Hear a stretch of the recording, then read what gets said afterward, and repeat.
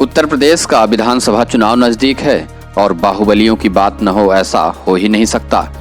उत्तर प्रदेश के बाहुबलियों की बात होगी तो वाराणसी के रहने वाले ब्रिजेश सिंह का नाम जरूर लिया जाएगा। वही ब्रिजेश सिंह जो मऊ के विधायक मुख्तार अंसारी से अपनी अदावत के लिए मशहूर हैं। पिता की हत्या बदला लेने से शुरू हुआ ब्रिजेश सिंह का आपराधिक कैरियर दिन रात बढ़ता चला गया। ब्रिजेश सिंह का साम्राज्य उत्तर प्रदेश के साथ साथ बिहार, झारखंड, उड़ीसा से लेकर महाराष्ट्र तक फैला हुआ है। ब्रिजेश सिंह वाराणसी के धरहरा गांव के रहने वाले हैं। उनके पिता रविंद्र सिंह की इच्छा थी कि ब्रिजेश पढ़ लिखकर IAS बने, इसलिए उनका दाखिला बनारस के उदय प्रताप सिंह कॉलेज में कराया गया था। ब्रिजेश ने 12वीं की परीक्षा अच्छे अंकों से पास की, लेकिन 27 अगस्त 1984 को ब्रिजेश के पिता की हत्या कर दी गई। इसके 2 साल बाद ही इस हत्याकांड के आरोपियों की भी हत्या हो गई। पहली हत्या मुख्य आरोपी हरिहर सिंह की 27 मई 1985 को हुई। इसके बाद 9 अप्रैल 1986 को सिकरौरा गांव में एक साथ 5 लोगों की गोलियां बरसाकर हत्या कर दी गई थी। मारे गए लोगों पर ब्रिजेश की पिता की हत्या में शामिल होने का आरोप था। इस मामले में ब्रिजेश की गिरफ्तारी भी हुई, लेकिन वह पुलिस की हिरासत से फरार हो गए। उनकी यह फरारी करीब 22 साल तक चली। पुलिस हिरासत से फरार होने के बाद ब्रिजेश सिंह देखते ही देखते माफिया बन बैठे। बाद में मिले राजनीतिक संरक्षण की वजह से ब्रिजेश सिंह के परिवार ने राजनीतिक दुनिया में कदम रखा।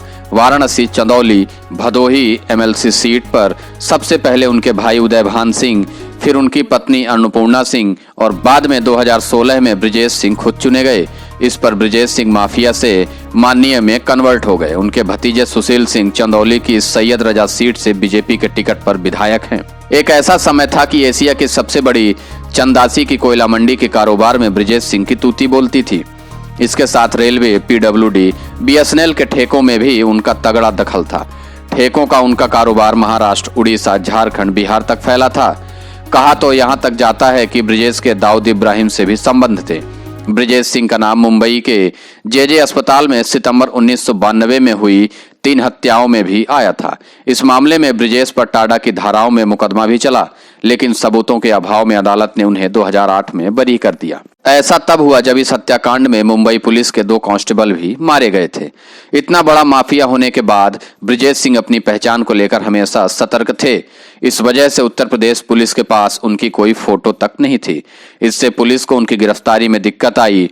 उत्तर प्रदेश पुलिस ने ब्रिजेश सिंह की गिरफ्तारी पर 5 लाख रुपए का इनाम घोषित कर रखा था। दिल्ली पुलिस की एक टीम ने ब्रिजेश सिंह को जनवरी 2008 में उड़ीसा के भुवनेश्वर से गिरफ्तार किया था। ब्रिजेश की गिरफ्तारी के बाद दिल्ली पुलिस ने जो कहानी सुनाई, सहसा उस पर किसी को विश्वास नहीं हुआ।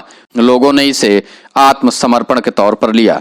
ब्रिजेश सिंह पर 30 से अधिक मामले दर्ज हैं। इनमें आतंकवादियों पर लगाए जाने वाले मकोका और टाडा के अलावा हत्या, अपहरण, हत्या के प्रयास, हत्या की साजिश रचने, दंगा भड़काने, वसूली और धोखाधड़ी से जमीन हड़पने तक के आरोप शामिल हैं। लेकिन इनमें से अधिकांश मामलों का वही हाल हुआ जो माफियाओं से जुड़े मामलों का होता है। गवाह मुकर गए, सबूत ही नहीं मिला। इसका परिणाम यह हुआ कि ब्रिजेश सिंह अधिकांश मामलों में बरी हो गए। उत्तर प्रदेश विधान परिषद के सदस्य ब्रिजेश सिंह आजकल वाराणसी जेल में बंद हैं।